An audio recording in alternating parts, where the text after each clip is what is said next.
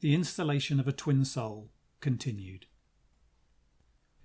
While priest and priestess were folded with mutual emotion, two of the loveliest souls took the place of the high priest and priestess on the silver pavement. The girl was young and tender, golden white in complexion with crimson lips. Her figure was swathed in a vermilion robe, on the breast of which was embroidered in outline a sea-green sun whose swaying rays reached the furthest parts of her garment. Her pale blue hair was crowned with a chaplet of daffodils. The youth wore a robe of scarlet silk, embroidered with a golden sun similar in design to that of the priestess. His pose was singularly noble. These two souls were about to become priest and priestess, and, after having taken the vows of hopeless love in the presence of the goddess, high priest and priestess and congregation of twin souls, they sang the following anthem, accompanied by a wailing storm of music from several hundred violins, entitled The Twin Soul. Priest. Love is a heated furnace that devours the thickest ice. Love is a sweet moist wind that cools the fevered desert with its balm.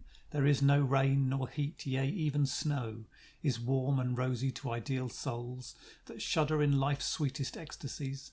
If love that makes ideal life that dwells in fragrant silences makes green the grass and far more tender the diviner flowers, it surely makes both bold and delicate the warm superiority of flesh of that strange sacred soul that dwells with mine.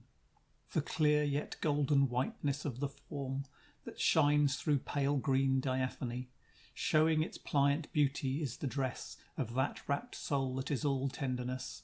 Her brow is crowned with wistful daffodils, making her face fairer, and her eyes are clouded sapphires, yea, her perfect lips, whereupon my soul will dwell for evermore. Clear blood-red rubies the sweet hand holds, red poppies and blue lotus, and the soft and sulphur-blossomed windflower. If such dress enshrine a soul as perfect, if the curves that make her form voluptuous describe the splendour of her soul, and this I know, love has no purer temple nor more sweet. The priest had sung alone so far, and now both priest and priestess joined their voice in a marvellous song, wilder, sweeter, and more intense. The violins stormed and wailed pathetic whirlwinds of ecstasy.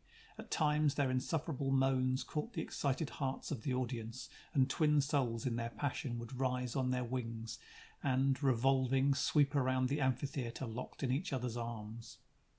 Priest and priestess.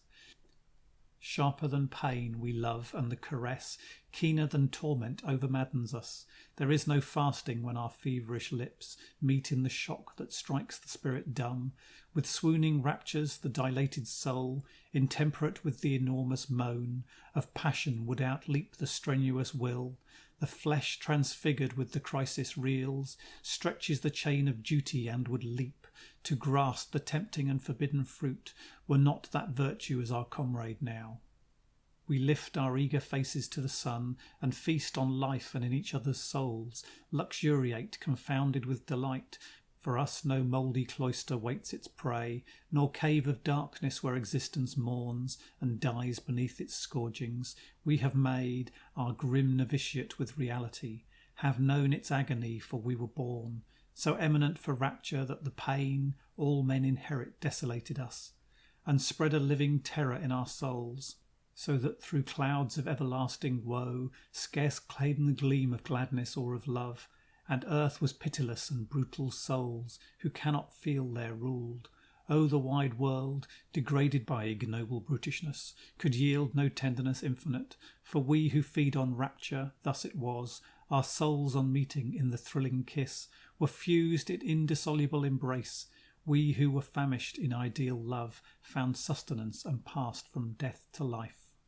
The song was perfect. The strange, fresh accents of the singers, so full of love and passion, melted every heart in the temple with their ecstasy. One might hear such measures without thought of lapse of time or worldly concerns. Ah, if one could hear such melody for evermore! With a burst of dramatic joy, the singing of the last stanza revealed whole worlds of rapture. Reincarnated in an earthly heaven, now we have reached nirvana, Now above us open the wide gulfs of joy, and luminous and glorious round us blow millions of flowers, while afar there shines the mighty splendour of the exhaustless sea. We dwell in breathless joys, thrilled through and through, with majesty and sweetness we have grown, athletes of joy in our agapimony. Eager and breathless we have found at last the fount of youth, the magical argiles, fruits of organic gold amid the leaves, sparkle, and around our island home are spread the veritable golden sands, whereupon our happy feet tread evermore. The singers disappeared, and in their places 100 wondrously arrayed figures moved in the dance of pure being on the silver pavement. Lithe as leopards with unclad limbs and feet, priests and priestesses danced all the ecstasies of Egyptlosis. The dancers were so young, so fresh, so tender, so beautiful, and so innocent that it was a supreme joy to behold them. Rapture grew universal, and lovers cried with hysterical shudderings. The rainbow-coloured throng, moving to the music of the golden instruments, flashed upon the pavement like joy taking possession of the world. I felt intensely sad for Leonie, who sat like a statue of golden marble, gazing on the abyss of joy beneath. Had the goddess no lover to press her to his heart amid the universal rapture? Alas, the immense dignity of her position and the unalterable laws of Atvatabar alike prevented any single soul from feeding the intense hunger that consumed her.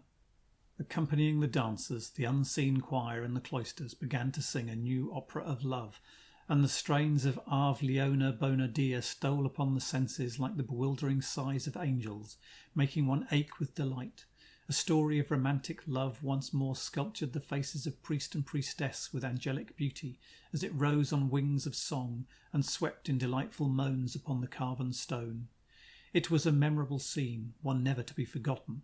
The hieroglyphic walls carved in high relief with the instruments of empire, the dome with its 10,000 fadeless lights, the terraces of twin souls radiant with delight, the marvellous dancers, the superb music that seemed to shake the heart of the solid stone that enclosed us, and high over all, the supreme goddess in whose honour this adoration was made, seated in bliss on the throne of the gods. Such was the situation at that moment. It was a monstrous and splendid joy. Suddenly a roar of invincible music issued from gigantic tubes that pierced the body of the throne itself with fresh and warlike explosions of melody. I was filled with a maddening delight until consciousness could hardly bear the strain any longer. I cried aloud. Amid a chirimbozo of song, 100 cratered Popocatépetl of sweet strains, the audience, enraptured with the climax, became an inferno of passion, laughter, tears, and felicity. End of chapter 30.